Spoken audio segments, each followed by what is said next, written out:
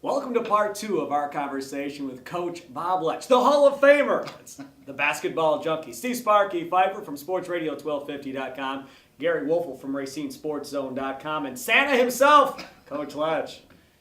And I'm sure you'll say, yeah, it's tough to say this and It this, is. but there's got to be like 1 or 2 or 3 moments that really stand out that we're touching that maybe you'll always occupy a place in your heart. Well, the biggest one is coaching my 3 sons. Nice. To me nice. that was the a lot of guys say, oh man, that's hard. I said, yeah, it's hard. I mean, there's been nights where we drove home from practice that the 2 boys didn't say too much, or the one that They was weren't happy with their or father. the one, one year I had 1 kid with me. Then for 2 years I had two of them. Okay. Then 2 years I only had 1 again. The youngest one, sometimes it was quiet in the car, I mean, and maybe because as a father coach, I got on them probably a little bit harder, so they could, you're favoring your son. But that one was very important. And then the first state championship with my son Tim. Wow. In '85, he was, and it's funny. And then David played for me, and he graduated '89, and he also played baseball, and we won a state title his last year. And that's when I gave up baseball. Good way to go out. Yeah. But I mean, it's great when we get together, Bobby starts getting them, about their coaching, because they all coach in the Pro-Kill League and all that, and then one will say to the other one, says, "Hey Tim, do you have a state championship trophy?" Oh, Oh yeah, a little jab. Oh yeah, I got one from baseball. Oh, I got one from basketball. Bob, what did you get? And he lost by 6 in 1984 to Marquette in the state finals. Lost by 6. But it's great. I mean, that's very. I just want to know if they gave you any grief about playing time. Coach, I need more minutes. Tim didn't play a lot, and he goes in the state finals. He says, I got I don't know how many seconds. He said, but I dribbled the ball off Dave Mueller's foot going up the court, and he came out. Yeah. So he was my 6th and 7th man at that time. Okay. So, Coach, you look at this year's team. You guys are undefeated. You take out Racine Lutheran. You take care of my alma mater, Kenosha Tremper. But that's all right. Are you I'm surprised by that? Not at all, no. Basketball's never been our thing necessarily.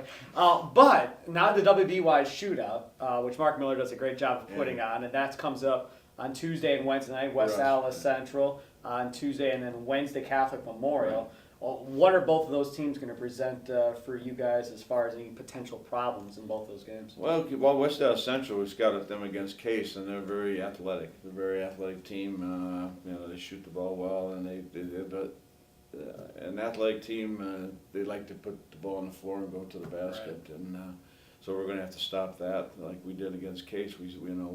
We stopped the penetration and try to force them to shoot from the outside. I mean, they've got some good talent. Well, Catholic Memorial, we just scouted them the other day, and I haven't looked at the film yet. I know they lost a lot of people last year from their state championship team, and they're playing some young players. But they've been in all but I think they played East Troy, and I think they got beat bad against East Troy. But other than that, they've been in most of their games. So. You look at your box scores, and I've looked at some of them getting ready to do this. A lot of guys scoring. I mean, it's not just one guy every night necessarily. And not saying it's common on all teams, but you think of Menominee Falls, think of course, J.D. Tokudo and what he does. You look at the Racine Lutheran box score, you guys got 4 guys in double figures, and it's balanced scoring across. That presents big problems for the other team if you've got more than one guy that can put the ball in the basket. Right. And we share the ball. Right. I talked to a guy after the game on Friday. He says he's never seen interior passing like we against the zone. I mean, we get the ball in, we turn, and a guy would cut, and we get him the ball. Or if we would drive, a guy would cut, and we give him the ball. We share the ball very well. I mean, Jordan Faust is he's going to be one of your better players. I mean, he's a player that I've never had in a sense. Yeah. Where he could play 1, 2, 3, 4, 5. Wow. He could play the point, and he could play the 5, and he could play the other 3. I mean that's just the way it is. I mean, he has the knack of passing that I've never, and for a 6'5" kid, that I've never had. Wow. I mean, I've had point guards. Sure. The